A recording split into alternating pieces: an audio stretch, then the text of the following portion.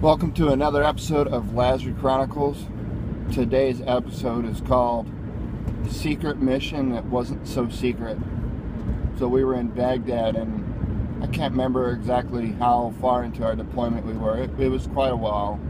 I don't know, 6, 7, 8 months or something like that. And there was some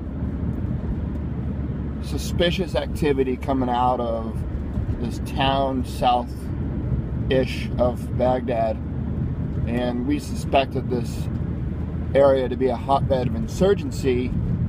We believed this area was, it wasn't well monitored like we were monitoring Baghdad. There was a lot of spots, dead spots in Iraq that we just couldn't have, you know, the type of 24/7 surveillance that other places got.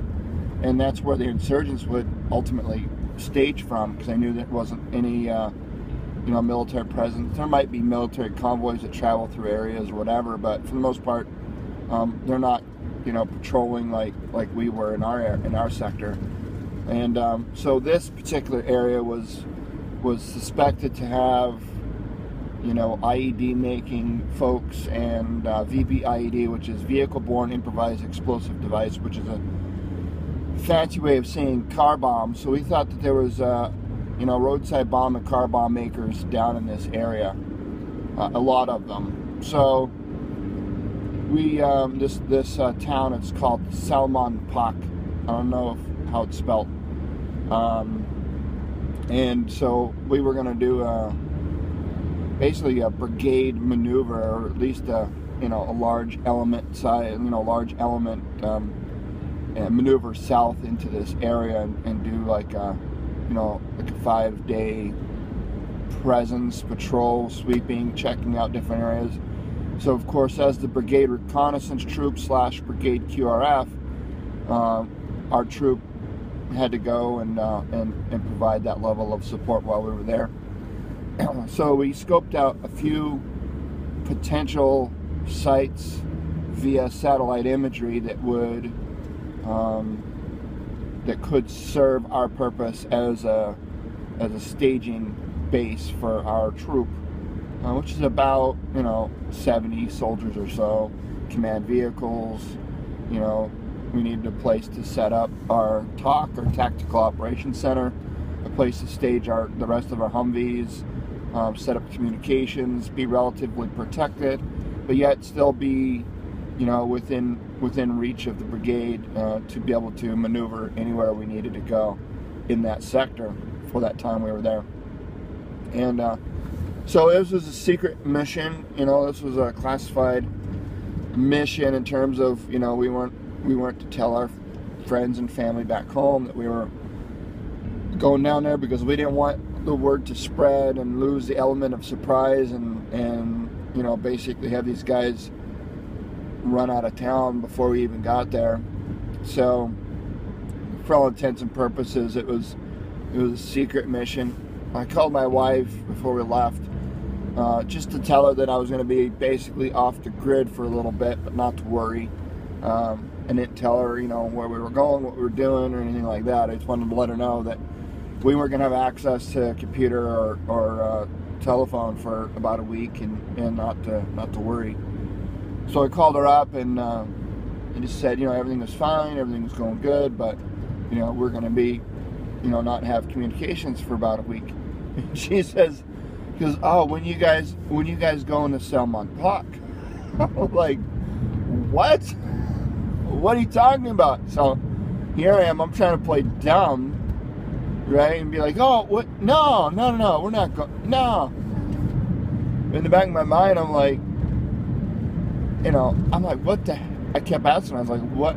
Did you hear that? I'm like, what's that? Acting stupid. I still to this day don't know how she found out, a half a world away, where we were going and when we were going there. She wasn't too in tune with our, what do you call that? Our little wives group back home, or the group of wives that get together and support group or whatever. My wife wasn't really a part of that. She didn't like the politics involved with that at all, so she kind of stayed away from that. She even moved back home to live with her parents while I was deployed, so she was literally off the grid in terms of contact with other wives that were deployed, so she didn't get her intel from that. But wherever she got it from, it was very obvious once we got to Salman-Pak that they knew also, because there wasn't jack shit down there in terms of insurgency or any type of insurgents activity, at least not that we were aware of. We didn't hear of any contact. We didn't hear of anything that any weapons caches that were found or confiscated. You know, it was a good exercise. It was a good maneuver. We traveled down there, and we ended up, like I said, we reconned a couple of potential spots via satellite imagery that we checked out along the way until we found one that we liked. And there's this one. The one we settled on was it was weird. It was kind of a compound. It had like I don't know, 20-foot high walls all the way around it, and it was kind of triangular shaped compound. It was a large enough area to fit all of our vehicles. It had some buildings, some people lived there, and it looked like it at one point used to be like a maintenance shop kind of courtyard area. But the guy that lived there was actually a baker, I believe, that baked. He had a shop down in the town of Salman-Pak, and he was a baker. And of course, when we went in and we confiscated, but we kind of took over his little compound, and we didn't want him leaving to go to work because we were afraid that he was going to let somebody know that we were there, and then the insurgents would come and, you know, ambush us or whatever. So we kind of kept him and his family within the compound, and we had an interpreter or two with us. We found out how much basically he made, you know, as a baker out on the economy, and we paid him in U.S. currency, you know, hard cash, you know, probably 3 times what he would normally make in a week. We paid him that in currency as compensation to keep him away from his shop for that period of time. And his family, they just pretty much stayed in their houses. They didn't come out at all, really. And they had this dog, and his dog was just barking up a storm, vicious. You could tell the dog wasn't used to a lot of outside people coming around. It was chained up though, on a pretty long chain, and you know, you'd walk by and you wouldn't realize the dog was there, and all of a sudden it would come running at you, and you'd kind of run away until it got to the length of his chain, and then of course he would, you know, choke himself out. But we kind of got an idea of the maximum reach this dog had on his chain, and we just kind of stayed away. And our first sergeant ended up walking by one of these days, and the dog ended up coming at him. He got all pissed off and pulled out his 9mm and like shot this dog and killed it. And we're like, what the hell? I mean, the dog was on a freaking chain. He didn't have to go and kill it.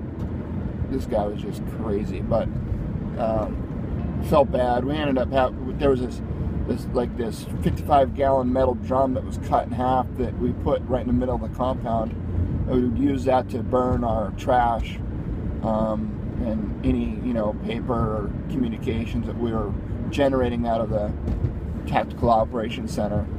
So we ended up stoking that thing up pretty hot and grabbed a hold of the dead dog and tossed it in there because we didn't know what else to do with it. And we ended up burning the dog. And the poor kid came out a few hours later with like a bowl of water and a bowl of food to give his dog, and of course the dog was dead. And I don't know how that went over. We ended up paying some extra money to compensate for that, but that was a ridiculous thing that happened that shouldn't have, but did. But yeah, so that's my story of Salman-Pak. There's a lot more crazy things that happened. I might tell in a different episode of Lazzari Chronicles, but for now, I will talk to you next time.